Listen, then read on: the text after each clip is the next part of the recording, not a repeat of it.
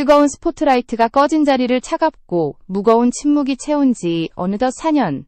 배구 팬들의 기억 속에서조차 사라진 듯 보였던 이름이 다시 수면 위로 떠올랐다. 쌍둥이 자매 이재영, 이다영. 한때는 대한민국 여자 배구의 미래라 불리며 국내 리그는 물론 국제 무대까지 휩쓴 주인공이었지만 학폭 논란이라는 거대한 폭풍을 맞고 단숨에 추락해버린 인물들이다. 그리고 2025년 봄, 일본의 조용한 체육관에서 들려온 그들의 발자국 소리는 모든 것을 뒤흔들기 시작했다.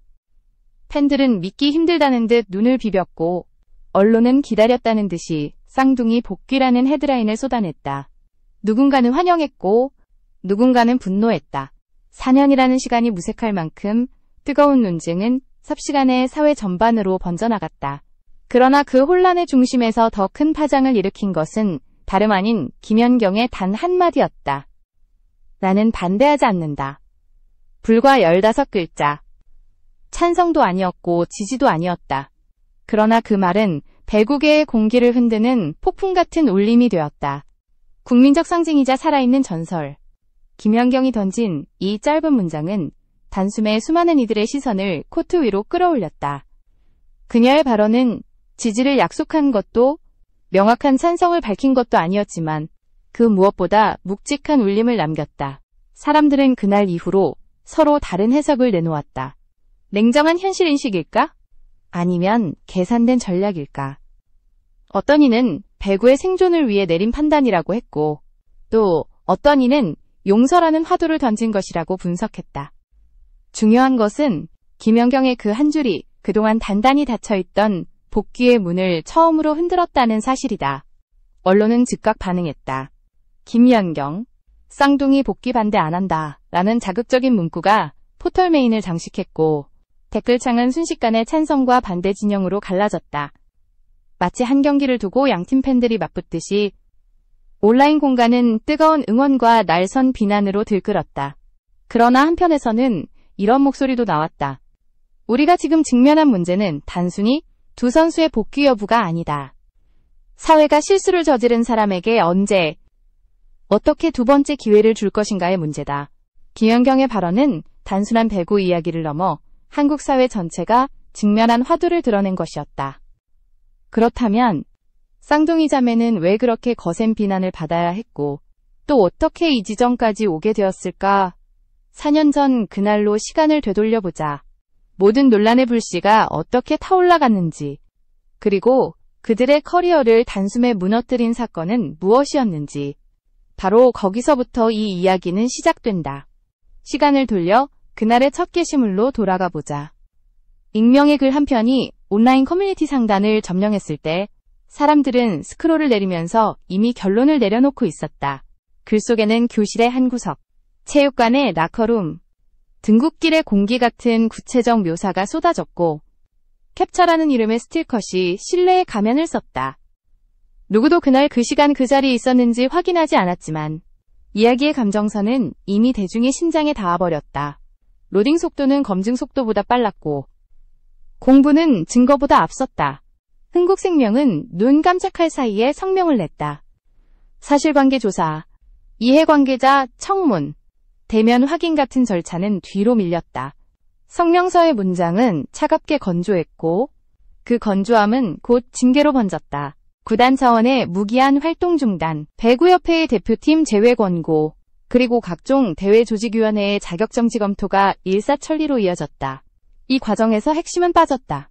누가 무엇을 언제 어디서 어떻게 했는가에 대한 치밀한 검증, 당사자들의 일치된 진술, 그리고 반론권의 보장 같은 기본 장치가 보이지 않았다. 자매에게는 서로 다른 역할이 있었지만 대중의 분노는 하나의 이름표를 붙였다. 쌍둥이라는 단어가 두 개의 삶을 한 덩어리로 묶었고 가해자라는 낙인이 그 위를 덮었다. 이재영에게는 직접 가담의 증언이 충분했는지 여부가 불분명했지만 함께 있었다는 이유만으로 같은 처벌의 무게가 실렸다. 이다영에게는 세터라는 포지션이 가진 통솔 이미지가 역으로 작용했다. 코트를 설계하던 손이 관계의 권력으로 전이되어 읽히면서 설명되지 않은 장면들까지도 해석으로 채워졌다. 광고주들은 가장 빨리 움직였다. 새벽에 올라온 기사와 함께 캠페인 보류 메일이 줄줄이 발송되었고 편집실에서는 이미 제작을 마친 영상에서 자매의 얼굴을 모자이크하는 작업이 시작됐다. 방송 편성표는 교체되었고 인터뷰 클립은 비공개로 전환됐다. 수십 명의 스태프가 달라붙어 만든 결과물이 하루아침에 사라지는 풍경은 한 개인의 논란이 산업 전체의 리스크로 전환되는 한국식 속도를 적나라하게 보여주었다. 언론은 다음 장면으로 질주했다. 단독이라는 꼬리표가 붙은 기사들이 연쇄적으로 등장했고 제목에는 더 굵은 단어가 배치되었다. 과장과 추정, 그리고 익명인용이 차곡차곡 덧칠되면서 사건은 더 선명해지는 듯 보였지만 실상은 반대였다. 중심 사실의 윤곽은 흐려지고 모호한 층위가 공포와 분노의 서사로 둔갑했다. 댓글창은 판결문보다 먼저 유죄를 선고했고 알고리즘은 더 강한 언어를 더 많은 사람에게 배달했다. 자매는 그 무게에 눌린 채 공개석상에서 사라졌다. 사과문은 올라왔지만 누구에게 무엇을 어떻게 사과하는지의 문장 설계는 미숙했다. 피해 호소인과의 대면, 사실관계의 재점검, 중립적 중재 절차 같은 프로세스가 부재한 상태에서 공개 사과는 곧장 진정성 논란으로 번졌다. 어떤 이는 왜 이제 와서냐고 물었고 다른 이는 문자 한 장으로 끝낼 일이 아니라고 했다. 사과의 형식과 타이밍, 그리고 앞으로의 행동 계획을 둘러싼 온갖 프레임이 꼬리를 물었다. 그 사이 코트에서는 빈자리의 파장이 확대되었다. 레프트 라인의 화력을 책임지던 공격 옵션이 사라지자 전술보드는 얇아졌고 세터 라인의 조합은 매 경기 리셋 버튼을 누르듯 흔들렸다. 한쪽 날개가 무너진 팀은 리시브 이후의 첫 선택에서 망설였고 망설임은 곧 범실과 수비 이동의 지연으로 이어졌다. 숫자들은 냉정했다. 득점 효율은 하락했고 랠리의 길이가 늘수록 체력 부담은 가중되었다. 그러나 이 냉정한 통계조차도 그 시기에는 설득력을 얻지 못했다. 공분의 언어가 전술의 언어를 압도했기 때문이다. 법적 테두리에서는 또 다른 풍경이 펼쳐졌다. 익명 폭로의 신빙성을 확인하기 위한 절차가 뒤늦게 거론되었고 사실 확인서와 참고인 진술, 학교 기록 보존 여부 같은 기술적 이슈들이 논의 테이블에 올랐다. 하지만 여론의 시계는 이미 몇 달 앞서가고 있었다. 누구도 긴 절차를 기다려주지 않았고 스포츠의 시즌은 일정대로 흘렀다. 결과적으로 가장 무거운 처벌은 법정이 아니라 경기력과 경력의 공백이 내렸다. 자격정지와 대표팀 제외는 기록의 연속성을 끊었고 연속성이 끊긴 선수의 커리어는 급속히 복원이 어려워진다. 국가대표팀 차원에서는 상징의 붕괴가 문제였다. 대표팀은 실력의 총합일 뿐 아니라 사회윤리의 거울로 여겨졌다. 그 거울을 지킨다는 명분 아래 문은 더 단단히 닫혔고 닫힌 문 뒤에서 대체 인력 발굴이 시도되었다. 그러나 국제 무대는 냉혹했다. 경험이 유능함으로 환원되는 포지션들에서 빈틈은 더 크게 보였다. 이 괴리는 몇 년 뒤 팀 성적의 곡선으로 돌아왔다. 하지만 당시엔 누구도 그 인과를 차분히 설명하지 못했다. 설명의 자리는 분노와 피로가 차지했다. 시간이 흐르자 사건은 하나의 이미지로 응고되었다. 쌍둥이 가해자라는 4글자. 그리고 무기한 징계라는 4글자. 이 간명한 표현들은 복잡한 맥락을 지워버린 대가로 공유의 속도를 얻었다. 프로토콜의 부재, 증거의 층위, 책임의 차등, 사과의 설계 같은 복잡한 질문들은 4글자의 바깥으로 밀려났다. 대중은 단순함을 사랑하고 플랫폼은 단순함을 보상한다. 이 구조 속에서 두 선수는 개인의 잘못과 구조의 결함이 한 몸처럼 뒤엉킨 상징이 되었다. 그러나 모든 문이 닫힌 것은 아니었다. 코트 바깥에서 두 사람은 서로 다른 방식으로 버텼다. 한 명은 팀 없이 몸을 만들며 일상의 루틴으로 자신을 붙잡았고 다른 한 명은 낯선 리그를 전전하며 경기 기록이라는 유일한 언어로 존재를 증명하려 했다. 그들의 행선지는 루마니아, 그리스, 터키 같은 지명으로 지도 위의 점처럼 찍혔다. 점 사이를 잇는 선은 고립과 학습, 그리고 침묵이라는 단어로 구성되었다. 하이라이트 영상 대신 남겨진 것은 경기 결과를 공유하는 짧은 문장과 짧은 감사 인사뿐이었다. 결국 남은 질문은 이것이었다. 누군가의 잘못과 사회의 분노가 만났을 때 우리는 어떤 절차로 진실을 확인하고 어떤 방식으로 책임을 묻는가? 그리고 얼마나 오래, 어떤 조건으로 복귀의 문을 다시 열 수 있는가? 이 질문은 한때의 스캔들을 넘어 스포츠가 사회와 맺는 계약의 핵심으로 파고들었다. 즉흥적 정의감과 지속 가능한 규범 사이, 팬심과 제도의 균형 사이, 상업과 윤리의 간극 사이에서 한국 배구는 서툰 첫 답안을 제출했다. 그 답안은 시간이 지나 재채점을 요구하게 될 것이다. 이 장면들을 정리하면 사건의 본질은 한 줄의 폭로와 한 줄의 처벌이 만든 도식이 아니라 그 사이에 있어야 했던 수많은 절차의 부재다. 증거의 계단, 반론의 시간, 대면의 장치, 제3자의 검토 같은 단계가 빠진 자리에는 분노와 피로, 그리고 간명한 낙인만이 남았다. 그리고 그 낙인은 선수 개인을 넘어 종목 전체의 생태계에 길게 그림자를 드리웠다. 이 그림자가 다음 시즌과 그 다음 시즌의 성적, 관중수, 스폰서십 구조, 유소년 시스템의 신뢰까지도 물들일 것이라는 예감이 서서히 현실이 되어갔다. 이제 화살표를 다음 장면으로 돌릴 시간이다. 논란의 재는 아직 뜨겁고 국제 무대의 성적표는 냉정하다. 한국 여자 배구가 겪은 성적 하락, 포지션별 전력 공백, 세대교체의 난맥상은 어떻게 복귀 논쟁과 맞물렸는가? 그리고 김연경의 단 한 문장이 왜 그토록 큰 파문으로 번졌는가? 답은 코트 밖의 소란이 아니라 코트 안의 수치에서 출발한다. 공식 무대에서 사라진 뒤 두 사람의 행로는 갈라졌다. 먼저 이재영은 팀을 잃은 채 홀로 훈련을 이어갔다. 소속 구단도, 국가대표 소집도 없는 공백 속에서 그녀가 의지할 수 있었던 건 루틴과 근성뿐이었다. 새벽 5시마다 한강변 러닝 코스의 모습을 드러낸 그녀는 고요한 강바람을 맞으며 8km를 달렸다. 부상 후유증으로 무릎이 시큰거렸고 햇살이 뜨기 전에 공기는 차가웠지만 그녀는 멈추지 않았다. 몸이 사라지면 커리어도 사라진다는 신념이 매일의 동력이었다. 그렇게 땀으로 쌓아올린 시간은 누군가에게 보이지 않았지만 자신에게는 유일한 증거였다. 반면 이다영은 다른 길을 택했다. 배구공 하나를 들고 지구 반대편으로 건너갔다. 루마니아의 허름한 체육관, 그리스의 뜨거운 응원석, 터키의 요란한 구호 속에서 그녀는 낯선 언어와 규칙을 배우며 세트를 운영했다. 익숙했던 국내 팬들의 시선은 사라졌고 그 자리를 채운 것은 경기 결과라는 냉정한 숫자뿐이었다. 세트 성공률, 어시스트 기록, 경기당 범실. 그 숫자가 곧 그녀의 생존권이었다.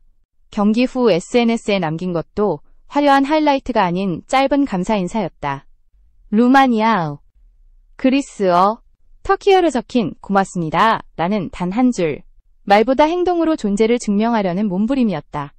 두 사람의 여정은 달랐지만 공통점이 있었다. 침묵이었다.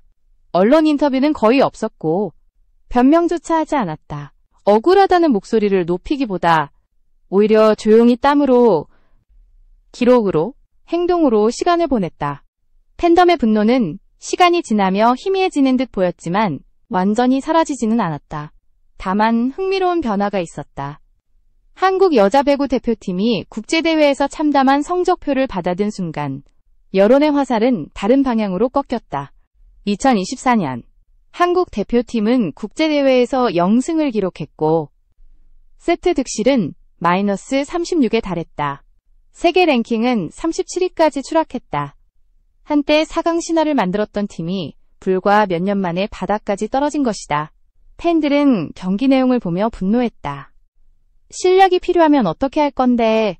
라는 질문이 던져졌다. 이 말은 단순한 비판이 아니라 현실적인 요구였다. 아무리 과거의 잘못이 크더라도 지금 이 시점에서 국가대표에 필요한 기량을 가진 선수가 누구인가 하는 냉정한 문제의식이었다. 여론은 갈라졌다. 어떤 이는 여전히 과거는 지워지지 않는다 라고 주장했지만 또 다른 이는 죄는 미워도 실력은 필요하다 라고 말했다. 그 사이에서 가장 주목받은 목소리가 있었다. 바로 김연경이었다. 20년 동안 태극마크를 달고 국제무대를 누빈 그녀는 누구보다 현실을 냉정히 본 사람이었다. 그녀가 내놓은 짧은 한마디는 이미 흔들리던 여론에 불을 붙였다. 국가가 필요하고 그들도 준비됐다면 문을 닫을 이유는 없다. 이 문장은 찬성도 지지도 아니었다. 그러나 감정의 벽을 넘어 현실을 직시하자는 단호한 메시지였다. 동시에 김연경 스스로가 그동안 복귀 논쟁을 막아온 가장 큰 장벽이었기에 그 벽이 스스로 열린 순간 판세는 완전히 달라졌다. 배구 팬들과 언론, 심지어 구단까지 움직이기 시작했다. 일본 빅토리나 히지 구단은 즉각 자료를 검토했다. 세터라인의 공백, 공격 포지션의 득점 분포, 그리고 해외 리그에서의 성적표까지 꼼꼼히 분석했다. 거기에 더해 SNS 구독자 증가 추세와 실시간 검색어 반응까지 수치화했다. 승률과 흥행을 동시에 잡기 위한 계산이었다. 리스크가 크다면 그 리스크조차 흥행자산으로 바꿀 수 있다는 공식이 작동한 것이다. 그렇게 일본 체육관에 다시 깔린 두 쌍의 발자국은 단순한 복귀가 아니었다. 그것은 한국 여자 배구의 몰락과 재건, 그리고 스포츠가 가진 용서와 기회의 문제를 동시에 압축한 장면이었다. 이제 모든 시선은 다시 코트로 향했다. 그리고 코트 위에서 벌어질 이야기는 그 어떤 기사보다, 그 어떤 논쟁보다 강렬한 대표팀의 추락은 단순한 성적 부진이 아니었다. 그것은 구조적 붕괴였다. 2021년 도쿄올림픽에서 4강 신화를 일궈낸 이후 한국 여자 배구는 빠른 속도로 내리막을 걸었다.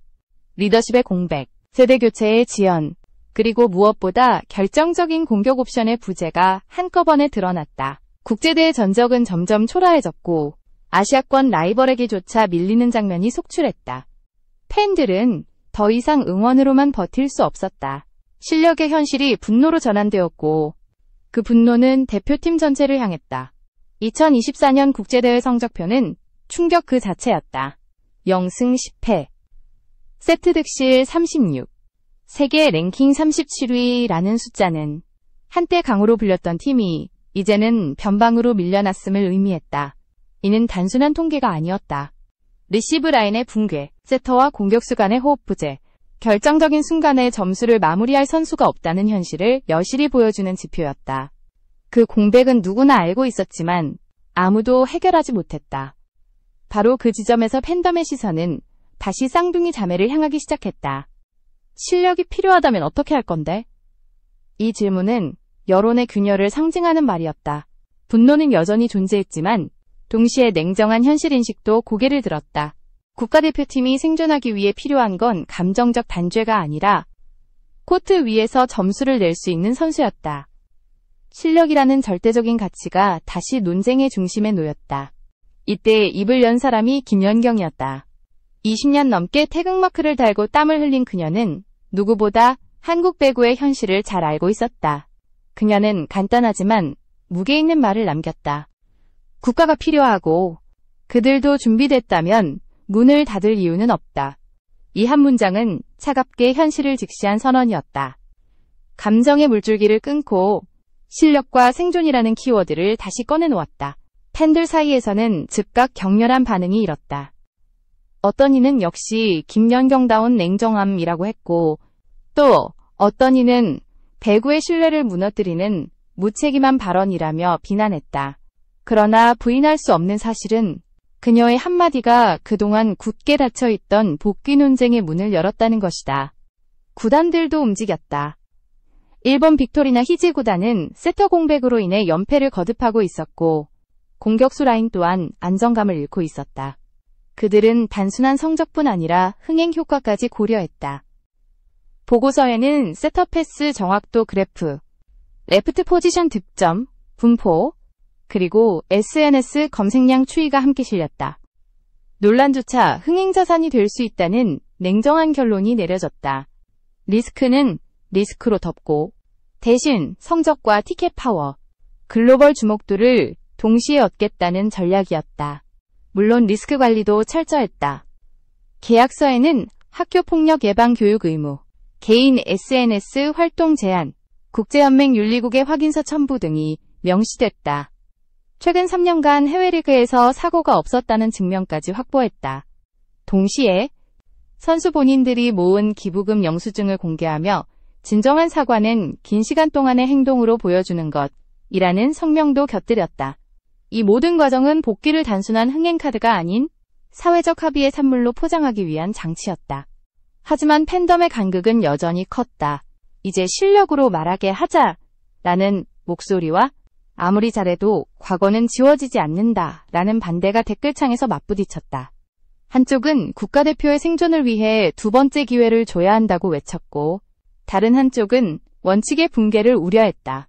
흑백 논리로만 볼 수 없는 복잡한 문제는 결국 사회 전체에 질문을 던졌다. 우리는 실수한 사람에게 언제, 어떤 조건으로 두 번째 기회를 허용하는가? 김연경의 한마디는 단순한 배구 이야기가 아니었다. 그것은 사회적 기준과 도덕적 잣대, 용서와 기회의 균형이라는 더 큰 물음이었다. 그리고 바로 이 물음이 쌍둥이 자매의 복귀를 단순한 스포츠 뉴스가 아닌 사회적 이슈로 확장시켰다. 이제 남은 것은 실제 코트 위에서 벌어질 장면이었다. 복귀는 더 이상 가정이 아니었고 공식 무대에서의 한 경기, 한 포인트가 논쟁의 중심을 바꿀 준비를 하고 있었다. 마침내 그날이 왔다. 2025년 5월 3일, 일본 빅토리나 히지의 홈체육관은 이례적인 긴장과 기대감으로 가득 차 있었다. 전광판에는 등번호 17번 이재영, 등번호 10번 이다영의 이름이 번갈아 번쩍였고, 관중석 곳곳에서는 낯선 응원가가 흘러나왔다. 웰컴백! 익숙한 한국어 응원 대신 영어로 울려 퍼진 그 노래는 복귀의 순간이 단순한 경기 이상의 의미를 담고 있음을 상징했다. 1세트 2424듀스 상황. 숨을 죽인 체육관 안에서 이다영이 리베로와 눈빛을 맞췄다. 빠른 호흡 속에서 공을 가볍게 올려보냈고, 그 볼은 마치 무중력 궤도를 그리듯 천천히 떠올랐다. 순간, 이재영이 달려들었다. 네트를 가르며 내리꽂힌 것은 그들이 한때 대표 시그니처라 불리던 쌍둥이 파이프 공격이었다.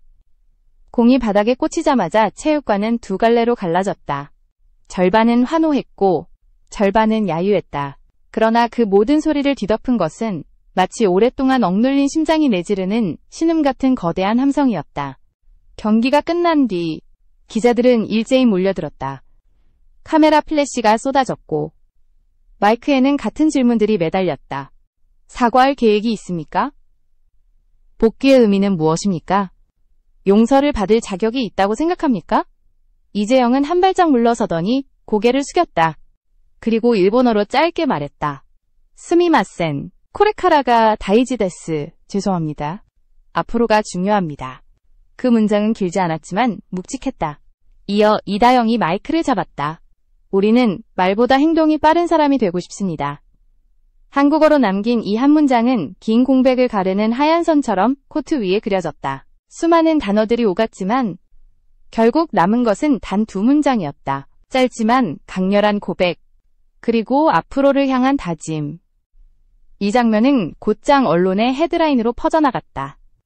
쌍둥이, 첫 복귀전에서 눈물의 사과, 행동으로 증명하겠다. 자매의 짧은 발언. 온라인 공간은 다시 격렬하게 흔들렸다. 이제 됐다. 실력으로 증명하라는 목소리와 아무리 사과해도 과거는 지워지지 않는다는 비난이 동시에 쏟아졌다. 관중석에 있던 팬들의 반응도 극명히 갈렸다. 눈물을 훔치며 박수를 보낸 이들이 있었고 등을 돌리며 체육관을 떠난 이들도 있었다. 그러나 분명한 건 모두가 그 순간을 지켜보고 있었다는 사실이다. 한 사회가, 한 스포츠가 어떤 답을 내릴지 실시간으로 목격하고 있었던 것이다. 그날의 경기는 단순한 승패를 넘어선 상징이 되었다. 한쪽에서는 두 번째 기회의 가치가 논의되었고, 다른 한쪽에서는 원칙의 타협을 우려했다. 이 복귀전은 더 이상 개인의 문제가 아니었다. 배구라는 작은 네모난 코트는 한국 사회 전체가 던진 질문을 시험하는 실험실이 되었다. 야유와 환호가 동시에 울려 퍼진 그 경기장은 결국 우리 모두가 내린 선택의 메아리를 되돌려주고 있었다.